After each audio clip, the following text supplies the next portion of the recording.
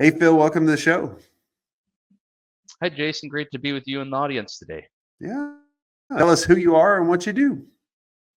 Yeah, so I'm Phil Parrish. I'm the co-founder and president of PrograMetrix. We go to market as a programmatic advertising agency, though we specialize in all forms of digital paid media. So that does include paid search and paid social. I founded the agency. We actually just celebrated our 10-year anniversary last month, April of 2025. So we've been operating for 10 years. The agency has certainly evolved since 2015. But that's, a little bit about myself, and obviously the my role with the agency is really shaping our strategic vision and growth plan. That said, we are a boutique team. We're small, nimble, and mighty, and I do enjoy being able to engage with clients as well. What made you start the agency? Was this by accident? Did you know to do something cool? What? I wouldn't say it was necessarily by accident. I think as I was growing in my career and having some exposure to M&A and kind of a seat at the table, uh, I always knew I wanted to start my own business. I think that I got to a point in my career where I had developed these long-term client relationships where people would do business with me if I branched out and I guess assumed that risk. So that was comforting and always helpful when looking to start your own enterprise.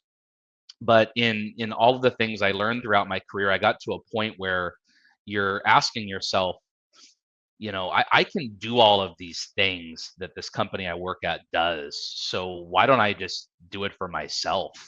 So that's what really, motivated me to start the agency. And, within a short amount of time, we had paying customers. So it helped de-risk the launch of the company. Mhm. Yeah.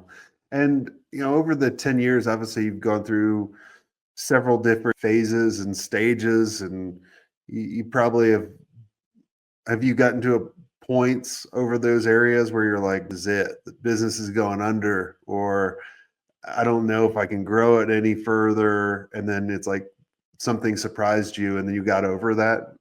Has that happened? That's a good and interesting question. I would say that in our journey, we've never been at a point, at least financially speaking, where it's, oh my goodness, are we going to have to, are we going to cover payroll? Am I going to need to put capital into the business, almost like loan from shareholder, to fund operations? We never got to that point. Were there times when we were uncertain about our pipeline or potentially losing a key customer? Yes. So there were some stressful points, but I feel pretty fortunate, Jason, overall, because I've networked with a lot of agencies. We partner with a lot of agencies, which we can talk about perhaps. But we haven't been to a point where we thought the business was at risk of folding. Uh, I've obviously COVID 19 and the pandemic caused a lot of uncertainty and issues in the market when that emerged, and we felt that at first. But that year ended up being a really high growth year for us because everything was already trending digital, but now you had all of these marketers that may have been investing six figures in events or something that had to redeploy those funds. So it actually helped our business. So I look back at those moments, Jason, when we were faced with, you know, massive uncertainty and not knowing if customers were going to continue investing, and to look back and say we actually got through that time period and grew during it gives us a lot of confidence moving forward. So I think you got to have a good business plan. You have to offer strategic value in the market. You got to make some strategic bets, and you just need to be laser focused and look at it as, hey, my back's against the wall and I have only one direction, and that's forward. Yeah. Yeah. I mean, when COVID happened, I was like, oh man, this is, like everyone's that knee jerk reaction. I mean, really everything from, the dot bomb, 9/11, COVID to, financial crisis, all up until, now everyone always has a knee jerk reaction. And then it's like, all right, like the cream will rise to the top. You just gotta do things a little bit different, figure it out, especially with, all of this attention on AI, which there should be attention on it. I mean, it is a complete game changer. And I think a lot of people are looking at it differently. And some people are looking at it in the incorrect way, where they're just like, how can I use it to do social posts and use the stupid rocket emoji and just really kind of do it that way, where it's so much more powerful. You guys using it? Yeah, we're certainly investing in AI. We're actually building a product, using AI. And that said, as I look at our strategic growth plan over the next 3 years, we're not trying to become a technology-based agency. I mean, we leverage really robust advertising platforms that are very complex. We've done that from day one. So we're still going to be a service-oriented strategy execution firm. But by adopting AI and leveraging it to change the way we work and deliver for clients is critical moving forward. And so, look, we've done a lot of research. We've talked with third parties, and it's clear that clients want speed, insights, and impact or performance from their agencies. And so, I think agencies that have depended on, time is my inventory, and the more time I can bill, the more revenue I can drive, are going to struggle if they don't modernize their operations using AI. And so we're a value based agency. And fundamentally, we're looking at AI tools not just to create efficiency. I think that's the point you were making earlier. And I don't think where you were coming from, Jason, is that, hey, using AI to distribute social posts or to create, long form content like blogs is a bad thing. That's a good thing. Yep. But if that's the extent to which you are using AI within your agency, there's so much more opportunity. And so, to give you a specific example, our director of technology and ad ops, who has been with our firm for over 7 years now, is currently working on a product offering whereby we're licensing a data warehouse to store this immense amount of data that we get from all of the various advertising platforms we use, from the Trade Desk, which is our programmatic buying platform, to Meta and LinkedIn and Google and TikTok, etc. And then we're using AI to query that data.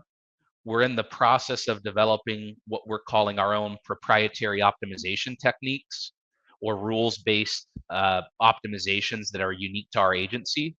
And ultimately, the end goal, and we're going to measure this, Jason, is to deliver better advertising performance for our clients, number one, deliver more impactful insights faster for our clients, because that's what they expect. And so when I say we're measuring, how AI will impact our business, it has to extend beyond just efficiency gains.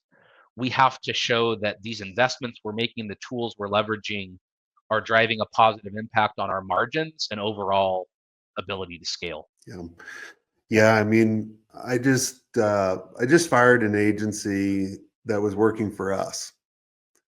And man, that's a longer story, and maybe we'll link that up. I think Darby and I just recorded one on that, so we'll link it up. But the thing that I'm always looking for as a client is I want to work with an agency just doesn't understand it, that is ingrained in everything that they do. Because here's an example that I did. I went to my ads manager account. I just took screenshots of that. I exported the reports, that the shitty reports that Shipbook gives us. And then I put it into AI and I asked it questions. I said, you're, like, what from everything I uploaded? They're like, wow, these are really bad ads. Like, you've been running this ad for a while. You haven't changed the creative. Boom, boom, boom. Made suggestions, all these different things that I would have thought this agency would have done. Naturally within their operations. Why not? They're operating like it was 5 years ago Mm-hmm. or last year even. They're not adapting quick enough. And it goes back to you nailed it. And I interviewed Jay Barry has a great book out. We'll link up to that as well. And it's all about speed. We want speed, right? And we want to see quick wins too. The time of giving you 100K to your agency for this huge retainer, and then you going off for a couple months and then returning with a report are over. Stop doing this. Like, look for those little wins and communicate often and constantly, like, if you're not putting out content about how you're doing, using AI and letting clients know this is what you need to do to use AI, because they're too damn lazy to do it anyway. Like, for example, like the other day I took screenshots of all of our stats. I didn't export them out. I just took screenshots, uploaded them to AI, and it gave me back amazing insights. Changed the whole direction of doing. Just a little thing. And think about all these platforms that have all these stats that we look at, and someone like me, right brain, ADHD, dyslexia, all that kind of stuff, like I look at it and like I want to throw up, right? But then it makes it like it dumbs it down for someone as dumb as me. It's amazing. I love it. Yeah, you make several great points there. So a couple of things that resonate that I want to touch back to is that there is still opportunity for agencies to bring their authority and industry knowledge to the table. I mean, that still matters, but our view Always. is that it only matters when it's paired with velocity. And to your point, because we work with mid-market B2B brands, specifically B2B SaaS, fintech and financial services companies. We partner with other agencies as well that don't do programmatic or paid media in-house. Usually it's a creative agency or full service agency that needs an outsourced trusted partner. And then we do work with e-commerce and retail direct to consumer brands as well. But your point on, hey, if you're working with a mid-market or enterprise brand that's investing 6 to 7 figures in your solution, now a good portion of the majority of that is ad spend, right? But then we have our agency fee, retainer, management fee, whatever you want to call it on top. You have to create a great first impression. And that starts with your onboarding process, how detail oriented you are, how much the client feels they can breathe off their issues and that you'll shoulder it and point them in the right direction clearly. So it doesn't always feel like a homework assignment for them. But then once you're up and running, to your point, Jason, with that much capital at stakes, you have to deliver some quick wins that give them the confidence, right? Before they're looking to cancel or not renew. And it's just amazing what we can do with AI to not only deliver the standard metrics that one can view when they log into their ad account, right? I mean, that's not delivering anything of unique value. That's by default, whether that's clicks or click-through rate or conversions or cost per acquisition. But using AI, I mean, we can understand things like the path to conversion. I mean, how many impressions does it take before a user converts? What's the time between first touch to last touch? How does an upper funnel media channel like connected TV or podcast advertising have on a downstream last click channel like Facebook ads or Google paid search, right? So being able to tell us a clear story about the campaign, insights about audience segments that are performing well, insights about messaging that delivers better performance. Those are all things using technology and AI that we can deliver quickly. But the only way your agency is going to be able to do that is if you are using AI and you have a game plan about how we're going to structure it, staff it, and sell it. It can't just be a tool a few members of your team are using to save 2 hours a week. It needs to be part of your business operations and how you deliver for clients. And if you aren't embracing these tools in that manner, at least this is our belief, then really savvy marketers, they're just going to use AI internally and they're not going to hire an external agency. Or if they can't bring it in-house, they're going to find an agency who has that clear of a game plan with these tools, because it's no longer a nicety. It's a requirement. We see in RFPs, which we don't typically like to respond to RFPs, or inbound requests we get in the market. One of the key questions is, how are you using AI throughout your organization, and how is it going to benefit our campaign performance? Yeah, we were chatting in the mastermind a couple weeks ago. There's a couple agencies, like, this is always a huge discussion going back and forth, and how are you using, what tools you're using it, how are you communicating to clients? And I was always surprised. There were some agencies that work with clients. Now, these are more on the government, and I totally understand that for, just, privacy and that kind of stuff, or Sure. security. But they're like, you can't use AI. And I'm like, and they're like, well, what do we do? I'm like, you should go after someone else. like, and for all those ones, like, I constantly keep telling people, look, AI is not going to replace you, but the people that use it. Because look, I don't want to just do a machine and just keep asking questions. Like right now, AI ask questions and I get a response, and with data and that kind of stuff. But a lot of people are not like me. They don't understand the questions that they need to ask for this data, or they don't even understand the data that they have or where that actually is. And so agencies are never going away. The agencies that are acting like dinosaurs, kind of like when digital came out, yeah, they're going away. And the ones that don't deliver, like the one I just fired, right? Because now AI is going to out you. They're going to be like, you suck. You're running bad ads. And then the customer or the client is going to understand that and be like, man, you're not doing your job. You're not even getting to us. Right. And so there's so big, like, I told someone the other day, just do what you say you're going to do. You're 99% better than all other agencies. I agree. Sometimes it's a simplifying, right? Yeah. And I agree on your point. I think that there are more agencies that are going to get exposed. I'm a baseball guy, so when a batter steps in the batter's box at the major league level, they have these huge videos, scoreboards with all of these advanced metrics. There's no hiding how you're performing, Yeah. and a little bit of an apples to oranges metaphor, but I do think that AI will expose agencies that aren't using best of breed technology to deliver impactful value fast.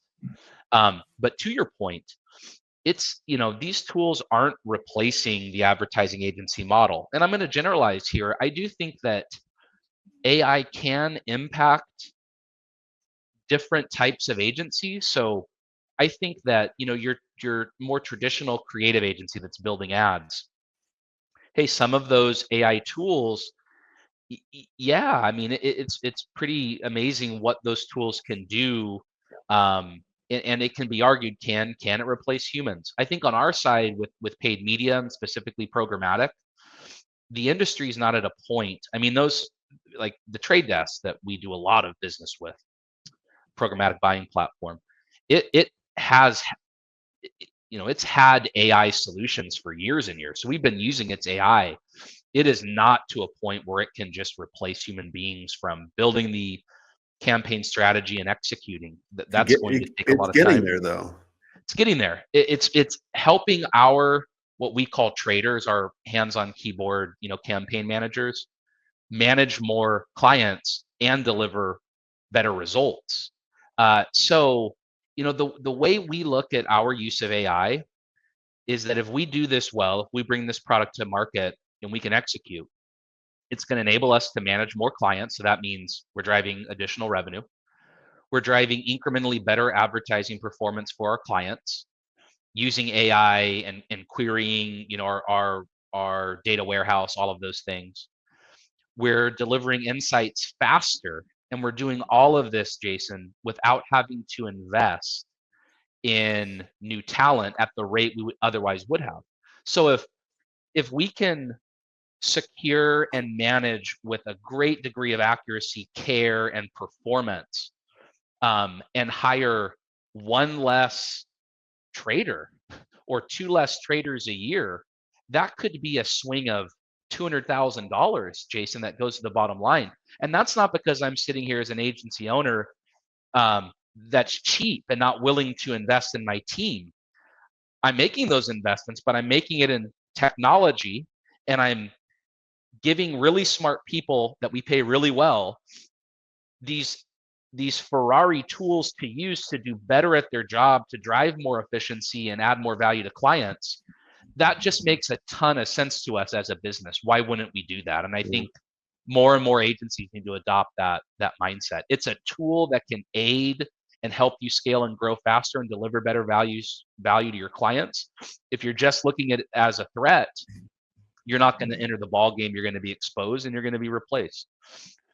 Yeah, one of my favorite movies is probably yours too, if you're baseball, Moneyball, right? How Billy Bean with the Oakland A's really kind of reinvented it, or I guess that the intern that he hired, right? And then he kind of led that. Where look at it as they looked at like how do they buy wins, and they didn't care about defense. They cared about offense. Like how do you get on base? If you can get on base, right? Like that's all we care about.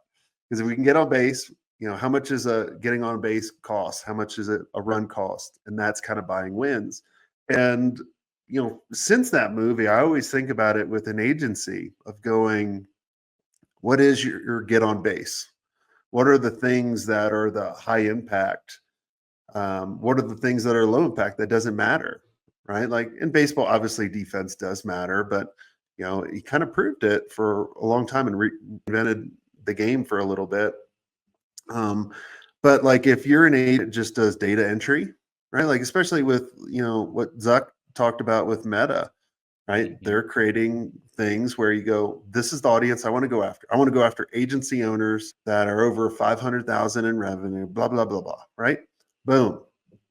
It creates all that. So you're like in data entry and just kind of task doing versus outcome driven and problem solving. Like if I always tell everybody, if your clients, when they have a big challenge, do they come to you, regardless if it's marketing? Mm-hmm. That's the telltale sign if you position your agent right way versus, hey, can you create this this banner image for me? Can you create this little thing for me that I'm going to email out? Like you're getting replaced on that. Like that's the telltale sign, the writing on the wall, hey, go get a job somewhere, or I need to reinvent and think about how do I reposition the agency where, I'm constantly solving problems for my clients. And the other part I think is really big is making sure everyone on your team embraces this. If you are the one or your leadership team is the only one using AI, you're toast. Like I agree. We're constantly building everyone within the company to make their job easier and better, more efficient. To put all that data in and going, what should I do? We've built community manager agents. We've built marketing agents. We built sales agents where we take all the transcripts from all our calls. We put them in there. We're like, tell us, like, if you are not doing this, you're getting left behind. And that's why I'm so passionate about it and so excited about it versus everyone. Some people I talk to, they're not in the mastermind. All the people in the mastermind are great about it. But out of them, they're kind of fearful of it. I'm like, well, how do you get over that? Yeah, you're gonna remain fearful if you don't start and just try. But I can't agree more. I mean, we're now talking about, and I don't know if we're gonna have it completely done in 2025, but we're gonna go through a process where we're updating, all of our standard operating procedures, which are primarily, video based using Loom. And we need to move that to version 2.0, where our standard operating procedures, in large part, incorporate the AI tools we're using to solve A, B, or C. And I think as an agency leader, owner, setting that vision, hey, that we are going to be AI driven. And here's why that matters for you, teammates, right? You're going to be able to use best of breed technology to perform better at your job. It's going to make you more valuable in the marketplace, right? If you were to take your talents elsewhere. I think if you, and this isn't just silver lining spin to your team. It's the truth. They need to understand the why behind it. They need to understand their role and responsibility. Uh, it's not preferred if you're using these tools. You're required to use these tools to perform at your job. But if they can also understand the benefits to them, and I believe there's true benefits, then the team should be highly motivated and excited to change the way you're operating and delivering. I mean, here's just a very easy example from our business. Before we were using the data warehouse and then, using AI prompts to understand how we might need to optimize a campaign to improve performance by 2 or 3%, or how we might adjust the media mix. Maybe we need to allocate more dollars to video-based campaigns and we're going to see a better brand lift or a lower cost per acquisition. Whatever the case may be, we were pulling these massive Excel reports from various advertising platforms. The team, our traders, our campaign managers don't like doing that. They like when the data's on the tee for them and they can decision off of that, but the process to get there sucks. So by using AI and technology, we're able to just circumvent that pain in the ass process for our team. That's a big morale boost that I think it's really hard to quantify, but it matters week in, week out, month in, month out, quarter over quarter, over the course of a year. That's not only saving a ton of time, but it's helping our team that we're investing a significant amount in to be more strategic and not get stuck in tasks that they don't like doing. I think that's really motivating and uplifting for them. And then where you can take that, Jason, is now you have employees that are less likely to leave. We know how hard and costly it is to emplace a valuable employee. So I think these things we're talking about are interconnected. It's not just for your ability to deliver better performance for clients so they keep you and invest more. It's not just to aid your sales or marketing funnel. It's also to keep great talent and help them perform better at their jobs. Yeah, exactly. I love it. Well, this has been amazing. And for everyone listening, I want to make sure you subscribe, whatever podcast platform you listen to us on, where we do 2 shows a week, and we're probably going to add a third every week and try some cool stuff out. So make sure you go on these cool episodes where we talk to amazing people like Phil. They go over their insights and their story for running their agency. And if you want to be around really cool people that can see the things you might not be able to see, we'd love for you to chat about and check out our community. Go to agencymastery.io. And until next time, have a swank day. I hope you enjoyed this content. If you want more content like this, make sure you click on the link on the screen or check out your most popular podcast platform where the full episode is there. And until next time, have a swank day. What are you doing? Go check it out. Click on the link. I'll see you soon.